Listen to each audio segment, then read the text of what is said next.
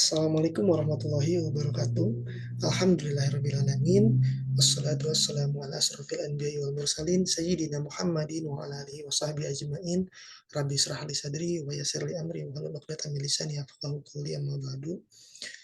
Saya Muhammad Lutfi Mubarak, mahasiswa program studi ilmu hukum semester 6 di UIN Sunan Gunung Jati Bandung.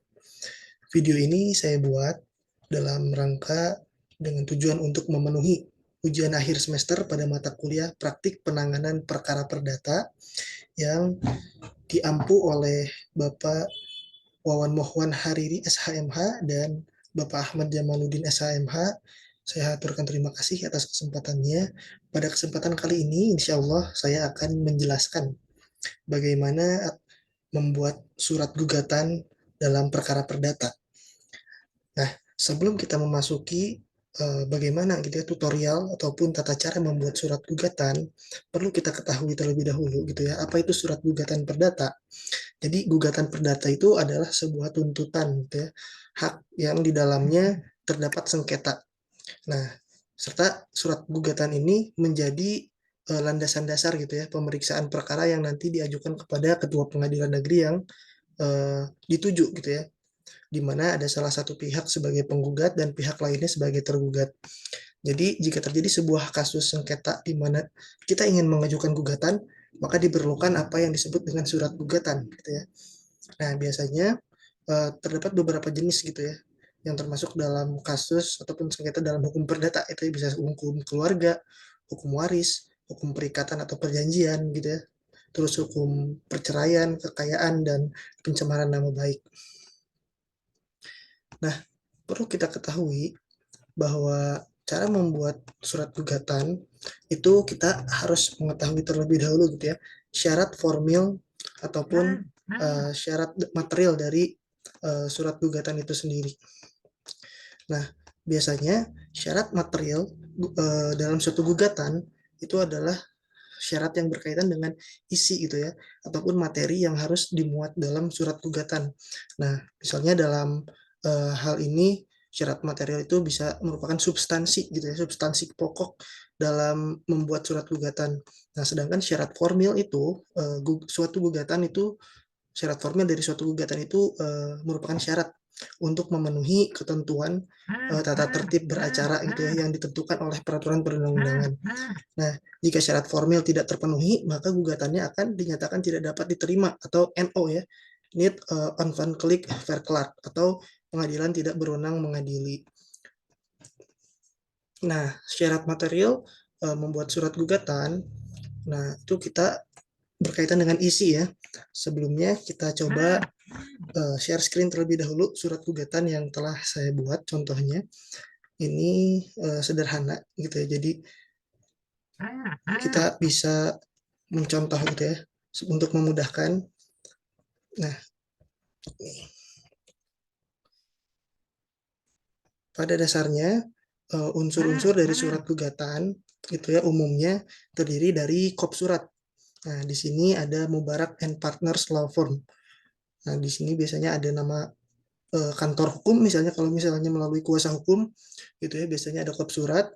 Nah, kemudian ada alamat dari kantor kuasa hukumnya itu, kantor kuasa hukumnya di mana gitu kan, beralamatkan di mana, kemudian ada ditujukan kepada siapa gitu ya. Di sini Bandung 01 Juli 2023 gitu ya. Kepada yang terhormat Ketua Pengadilan Negeri Bandung di Jalan RM Marta Dinata gitu ya, dan seterusnya. Kemudian di bawahnya terdapat identitas para pihak gitu ya yang berperkara, kemudian ada posita juga gitu ya atau fundamental pretendi, kemudian ada petitum ataupun dasar yang menjadi tuntutan kita, permintaan kita gitu ya. Kemudian diakhiri dengan tanda tangan kuasa hukum gitu ya. Nah, kita coba bahas satu persatu gitu ya, dari ke-6 unsur tadi yang disebutkannya. Ada kepala surat gitu ya, kalaupun tidak melalui kuasa hukum tidak mengapa gitu ya, tanpa kop surat juga. Nah, kemudian ditujukan kepada siapa gitu ya, kepada pengadilan mana gitu ya, harus sesuai dengan kompetensi relatif. Nah, kemudian ada identitas para pihak, posita, petitum, dan tanda tangan. Baik, nah sebelum dilanjut kita coba bahas gitu ya satu persatu apa saja gitu ya isi dari surat gugatan. Nah, isi dari surat gugatan atau syarat material surat gugatan itu mengacu pada pasal 8 gitu ya, ayat 3 RV gitu ya, yang pada pokoknya itu harus berisikan identitas para pihak gitu ya. Nah, jadi tidak disebutkan harus ada kop surat gitu ya, tapi dimulai dari adanya identitas para pihak gitu ya. Tapi sebelum ke identitas para pihak tadi ya jangan dilupakan ditujukan kepada mana gitu ya, kepada pengadilan mana gitu ya, surat gugatan ini. Nah, di sini dijelaskan ya identitas para pihak biasanya itu menyebutkan keterangan lengkap dari para pihak yang berperkara, bisa nama lengkap, kemudian tempat tanggal lahir ataupun alamat gitu ya, pekerjaan, agama, tempat tinggal. Nah, kalau perlu agama, umur, status gitu ya, kemudian kewarganegaraan gitu. Nah, pihak-pihak yang ada sangkut pautnya dengan persoalan itu harus disebutkan dengan jelas mengenai kapasitas dan kedudukannya.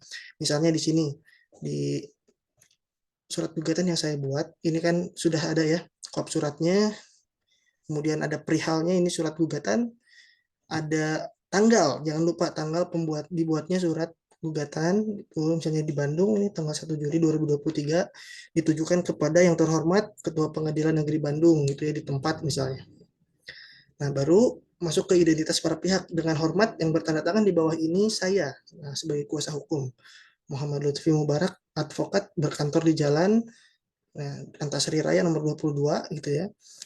Berdasarkan surat kuasa tertanggal 24 Juni, anggap saja ini sudah ada surat kuasa gitu ya dari penggugat gitu ya kepada kuasa hukum yang mana terlampir misalnya bertindak untuk dan atas nama Nurul Maulidia Anjani sebagai penggugatnya gitu ya yang memberikan kuasa kepada Muhammad Lutfi Mubarak kepada saya sebagai kuasa hukum misalnya yang bertempat tinggal di Jalan Boskan nomor 112 misalnya.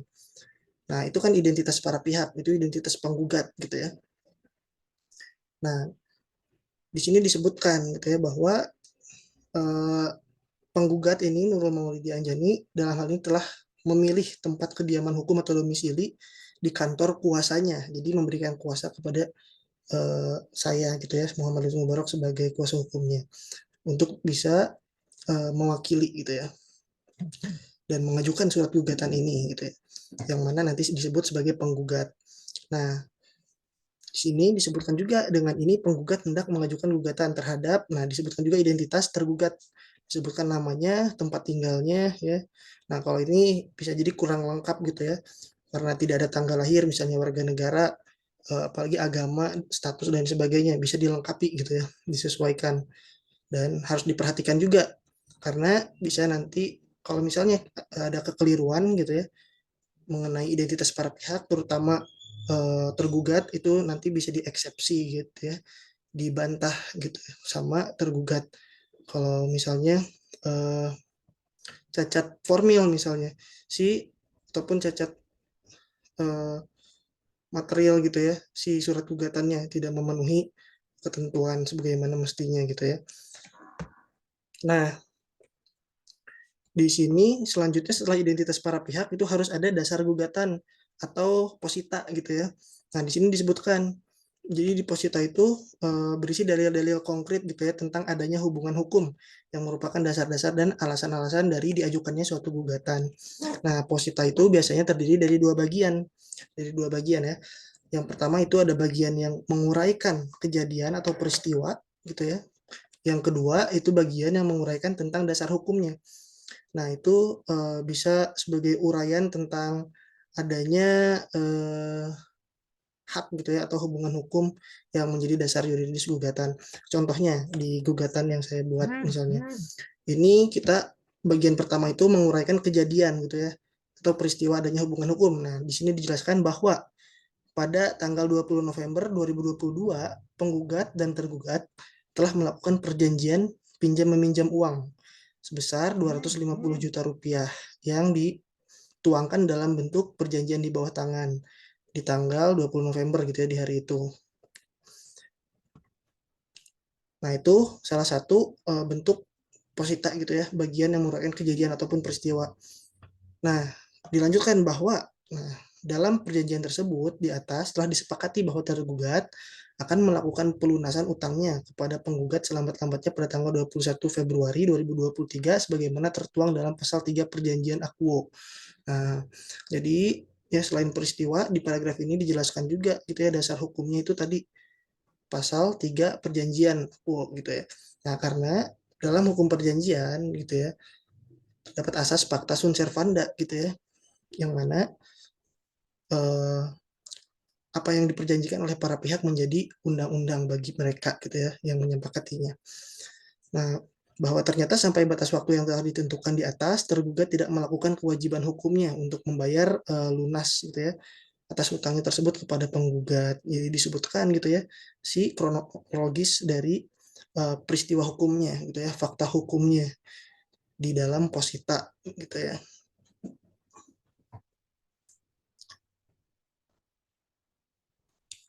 Nah, misalnya ditambah lagi bahwa atas kelalaian tergugat tersebut, penggugat telah melakukan teguran-teguran baik secara lisan maupun tulisan gitu ya terhadap tergugat.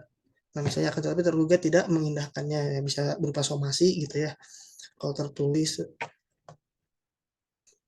Nah, kemudian nah ini sampai sini ya bahwa penggugat memiliki sangkaan dan lain sebagainya sampai di bawah gitu ya. Ini merupakan posita. Nah, ya tadi posita itu yang menjadi dasar dari gugatan tersebut gitu ya, baik berupa peristiwa hukum yang menunjukkan adanya hubungan hukum antar penggugat dan tergugat, kemudian ada dasar hukumnya juga ya, menguraikan tentang dasar hukum sebagai uraian tentang adanya hak ataupun hubungan hukum yang menjadi dasar yuridis para pihak gitu ya, ataupun penggugat mengajukan gugatannya. Nah, barulah setelah dasar gugatan gitu ya atau tadi apa posita atau istilah lainnya itu fundamentum petendi, masuklah kepada petitum atau tuntutan ya. Nah, petitum tuntutan ini berisi apa yang dimintakan oleh penggugat gitu ya atau tuntutan penggugat gitu ya kepada pengadilan untuk bisa diputuskan lah gitu. Nah, nah dalam praktiknya si selain mengajukan tuntutan pokok ataupun tuntutan primer, di sini nih ada tuntutan primer. Contohnya permintaannya itu mengabulkan keseluruhan gugatan penggugat, kemudian menyatakan sah dan berharga gitu ya sita jaminan tersebut di atas. Nah, tadi disebutkan ada sita jaminan gitu ya di atas. Kemudian menyatakan sah perjanjian utang piutang antara penggugat dan tergugat, kemudian menyatakan tergugat telah ingkar janji atau wan prestasi. Nah, kemudian menghukum tergugat untuk membayar hutangnya gitu ya sebesar 250 juta kepada penggugat dengan seketika dan sekaligus. Nah, misalnya menghukum tergugat untuk membayar ganti rugi kepada penggugat sebesar 10% misalnya untuk setiap bulannya kalau misalnya telat itu ya nambah 10% gitu ya. Yang dihitung mulai sejak diajukannya gugatan ini sampai dengan tergugat melunasi seluruh utangnya pada penggugat. Nah, terus yang 7 itu menghukum tergugat untuk membayar biaya perkara dan terakhir menyatakan putusan ini dapat dijalankan lebih dahulu gitu ya karena harus ada sita jaminan dulu gitu ya tadi. Nah, apabila misalnya itu kan tuntutan pokok ya tadi primer. Jadi tuntutan primer itu tuntutan pokok itu tuntutan utama gitu ya yang diajukan yang diminta oleh penggugat untuk diputuskan sama pengadilan gitu ya yang berkaitan langsung dengan pokok perkara atau dengan posita. Nah, terus kalau misalnya ada tuntutan tambahan bisa ditambahkan gitu ya subsidiar misalnya itu jadi tuntutan yang sifatnya pelengkap gitu ya dari tuntutan pokok. Nah, ini juga bergantung gitu ya ada tidaknya tuntutan tambahan ini atau subsidiar atau aksesorir gitu ya. Itu tergantung pada tuntutan pokoknya. Jadi jika tuntutan pokoknya itu tidak ada, maka tuntutan tambahan juga biasanya tidak ada gitu.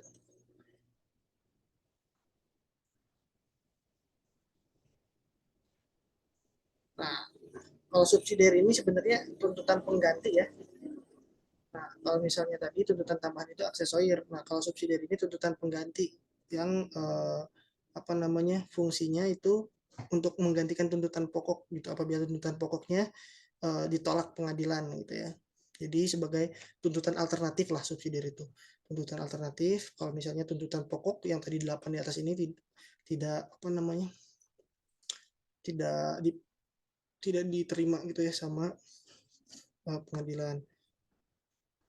Nah, biasanya tuntutan subsidiar ataupun apa pengganti itu berupa permohonan kepada hakim agar dijatuhkan putusan yang bijaksana ataupun seadil-adilnya. Nah, seperti contoh di sini, tuntutan subsidiarnya dalam peradilan yang baik mohon keadilan yang seadil-adilnya. Ex aqua et bono biasanya nih istilah Latinnya. Nah, barulah terakhir tadi ya di ada tanda tangan oleh kuasa hukum gitu ya. Bisa kuasa hukumnya kalau satu ya satu gitu ya. Kalau misalnya dua dua gitu ya, dua keduanya menandatangani. Nah, tadi itu merupakan syarat material ya tadi yang dijelaskan mulai dari identitas para pihak, kemudian posita, petitum gitu ya sampai dengan tanda tangan gitu ya. Nah, terkait syarat formilnya sendiri dalam membuat surat gugatan itu harus uh, dipenuhi juga gitu ya. Apabila tidak dipenuhi bisa jadi surat gugatannya tadi ya syarat formil tidak dipenuhi NO gitu ya tidak dapat diterima.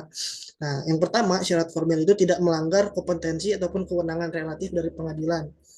Nah, contohnya itu misalnya di dalam surat gugatan ini kan tergugatnya itu adalah Alvan Syahda Zulfanali, tempat tinggal di Jalan Dr. Setiabudi ya, nomor 112 Kota Bandung. Nah, dia kan bertempat tinggal di Kota Bandung. Dalam hukum acara perdata, mengajukan gugatan perdata itu harus di domisili tergugat. Nah, maka ditujukannya kepada Ketua Pengadilan Negeri Bandung sesuai dengan domisili eh, tergugat gitu ya yang berada di Kota Bandung domisilinya. Kemudian yang kedua, gugatan itu tidak mengandung error in persona. Error in persona itu salah orang gitu ya, salah tujuan gitu, salah menyantumkan nama tergugat misalnya. Nah, tadi misalnya dalam menyantumkan identitas gitu ya, harus benar nama orangnya gitu ya. Jadi bisa aja kan orangnya namanya sama gitu ya. Tapi misalnya kita salah menempatkan alamat gitu kan, ataupun salah satu huruf atau namanya kurang lengkap gitu kan, itu harus dipastikan gitu ya. Jadi jangan sampai salah orang. Nah, terus gugatan itu harus jelas dan tegas. Nah, jika gugatan tidak jelas dan tidak tegas, itu nanti obscure libel istilahnya itu. Jadi dapat menyebabkan gugatannya tidak diterima, misalnya positanya bertentangan dengan petitum. Nah, makanya dalam membuat posita ya, dasar gugatan itu harus jelas dan tegas. Kemudian di petitum di permintaan ya kita harus selaras dengan yang ada di posita gitu ya. Kayak tadi misalnya kan bahwa di sini di kasus yang ini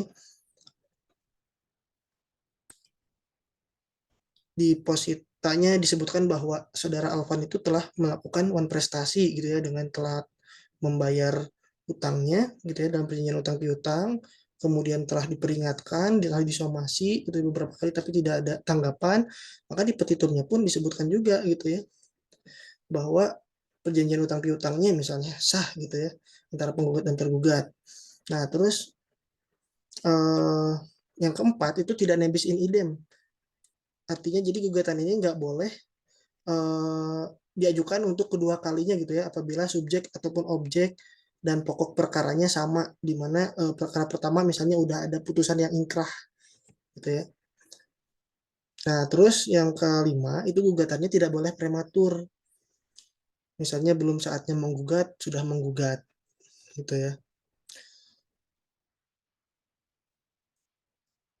Ya, misalnya dalam perjanjian gitu ya, dalam perjanjian utang piutangnya ini para pihak gitu ya, terutama para pihak boleh menggugat pihak lainnya misalnya setelah beberapa waktu ataupun misalnya setelah